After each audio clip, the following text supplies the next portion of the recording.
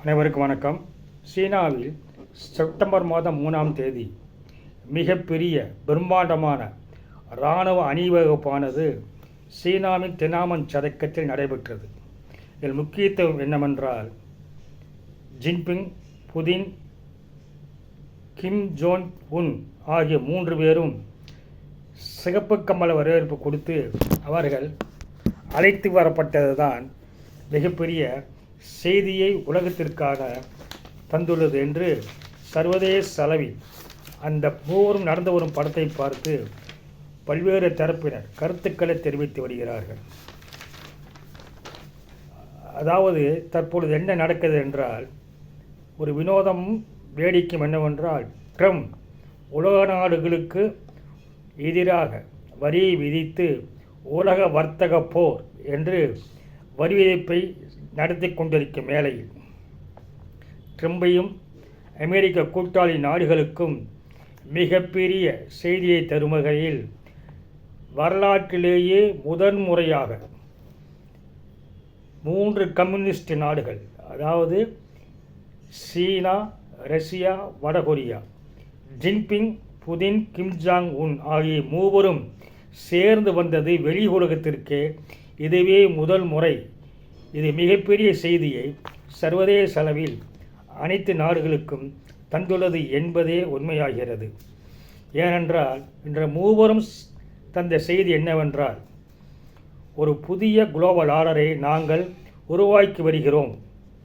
ஜப்பானுக்கு எதிராக சீனா வெற்றி பெற்றதை கொண்டாடுகின்ற people's war of resistance against Japanese colonial aggression என்பதையும் 2ஆம் உலகப் போரில் வெற்றி பெற்றதையும் கொண்டாடும் வகையில் இந்த நிகழ்வானது மிக பிரம்மாண்டமான முறையில் சீன வரலாற்றிலேயே முதலாக இராணுவ அணிவகுப்பானது நடத்தி காட்டப்பட்டுள்ளது.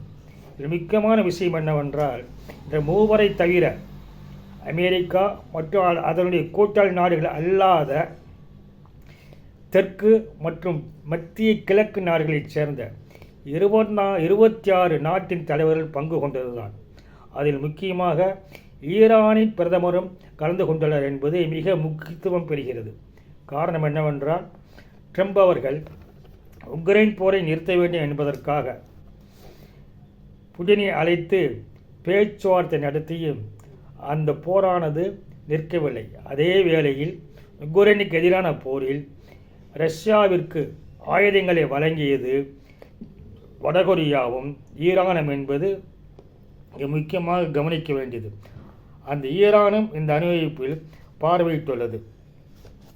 இந்த அணிவகுப்பை தான் பார்த்திருக்க மாட்டேன் என்று பலர் நினைக்கலாம் என்றவர்கள் ட்ரம்ப் அவர்கள் ஒரு ட்வீட் செய்துள்ளார். இந்த அணிவகுப்பை நான் பார்த்தேன். அது ட்வீட்டில் என்ன சொல்லியிருக்கிறார் என்றால், சீனா மக்கள் ஒண்டர்ஃபுல் பீப்புள், மேலும் யுஎஸ்க்கு எதிராக புதினும் கிம்மும் சதி செய்கிறார்கள் என்று அவர் பதிவு செய்துள்ளார். இதற்கு பதிலடி தரும் வகையில் புதின் அவர்கள், ட்ரம்புக்கு இன்னும் சென்ஸ் ஆஃப் ஹியூமர் குறையவில்லை, மேலும் சீனாவில் கூடிய தலைவர்கள் யாருமே யுஎஸ் நிர்வாகத்துக்கு எதிராக எதையும் தெரிவிக்கவில்லை என்று அவர் தெரிவித்துள்ளார். மேலும் அமெரிக்காவின் கூட்டாளி நாடுகளை தவிர 26 நாடுகள் ஏன் சேர்ந்திருக்கிறோம் என்றால், ட்ரம்ப் அவர்கள் எப்பொழுது அமெரிக்கா ஃபர்ஸ்ட் என்ற கொள்கையை கொண்டவர். அதே போலத்தான் கிழக்கு நாடுகளும் மத்திய கிழக்கு நாடுகளான 26 நாடுகளும் ஒன்று சேர்ந்தது எங்களுக்கு முதல் என்று அவர் தெரிவித்துள்ளார். அது மட்டுமல்லாமல் இந்த பிரம்மாண்டமான இராணுவ அணிவகுப்பு ஜின்பிங் தலைமையில் 70 நிமிடங்கள் நடைபெற்றது. 50,000 பார்வையாளர்கள் இதில் கலந்து கொண்டார்கள். இதில் உலகம் தரம் வாய்ந்த இராணுவத்தை உருவாக்கி காட்டுவேன் என்று ஜின்பிங் சொன்னதை இந்த அணிவகுப்பில் உலகத்திற்கு காட்டியுள்ளார். அதிநவீன ஹைப்பர்சோனிக் மிசைல்ஸ், நவீன ஆயுதங்கள், டாங்கிகள், போர் ஜெட் விமானங்கள் மற்றும் அணு ஆயுத நீர்மூழ்கி கப்பல்கள், தரை, வானம், கடல் ஆகிய 3 பகுதிகளிலிருந்து அணு ஆயுதங்களை பிரயோகிக்க ஒருங்கிணைந்த சக்தியை இந்த இராணுவ அணிவகுப்பானது வெளிச்சம் போட்டு காட்டியுள்ளது. ஒரு முக்கியமான செய்தி, ஜப்பானுக்கு என்னவென்றால் மெசேஜ் டு ஜப்பான் என்பது சீனாவானது ஜப்பானுக்கு எதிரான போரில் வெற்றி பெற்றதை கொண்டாடும் வகையிலும் இந்த அணிவகுப்பு நடத்தப்பட்டுள்ளது. இதில் ஜப்பானின் செய்தி என்னவென்றால், தைவான் பிரச்சனையில் ஜப்பான் தலையிடக்கூடாது, தைவான் பிரச்சனையை ஜப்பானின் பிரச்சனையாக கருதக்கூடாது என்று செய்தி சொல்லப்பட்டுள்ளது.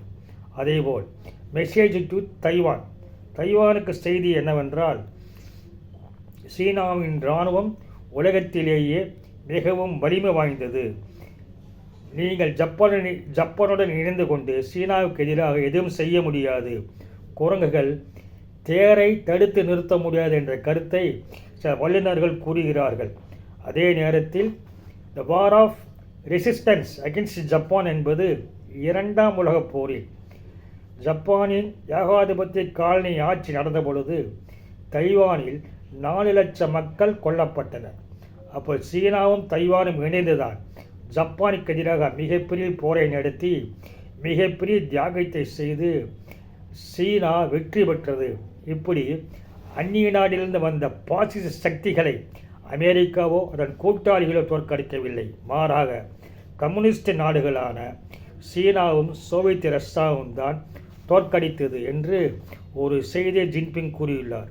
அதேபோல் மெசேஜ் டு யுஎஸ், அமெரிக்காவுக்கு இந்த இராணுவ அணிவகுப்பின் செய்தி என்னவென்றால், சர்வதேச சிஸ்டத்தில் குளோபல் பேலன்ஸ் ஆர் பவர் மாற்றமடைந்து வருகிறது என்பதை அவர்கள் உணர்ந்து கொள்ள வேண்டும் என்று கூறியுள்ளார்.